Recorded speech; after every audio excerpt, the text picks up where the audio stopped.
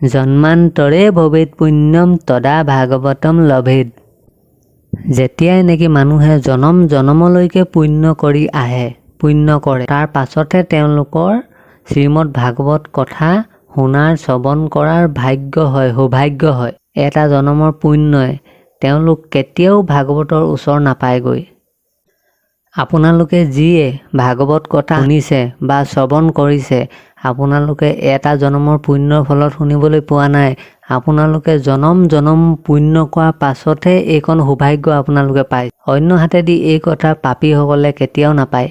পাপী ব্যক্তিয়ে কথাত যাবই নোৱাৰে, আৰু যদিও বাই চান্স কেনেবাকৈ যায়, তেওঁৰ টোপনি বহুত আহিব, তাৰমানে তেওঁ শুই যাব তাতে। তেওঁ পাপে মানে তেওঁক শুনিবলৈ নিদিয়ে, তেওঁ শুই থাকিব কিন্তু শুনিব নোৱাৰে, মানে 7 দিন কণ্টিনিউ শুনিব নোৱাৰে। এয়া কেৱল পাপৰ ফলতহে শুনিব নোৱাৰে, মানে পাপ থকাৰ কাৰণে, পাপ বেছি হোৱাৰ কাৰণে।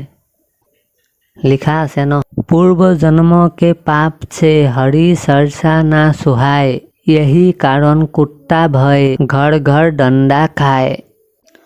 পূৰ্ব জন্মৰ পাপৰ ফলত হৰি চৰ্চা না সুহায়, আগৰ জন্মৰ কিবা পাপ আছিলে, সেইকাৰণে ভগৱানৰ কথা শুনিবলৈ ভাগ্য নহয় তেওঁলোকৰ।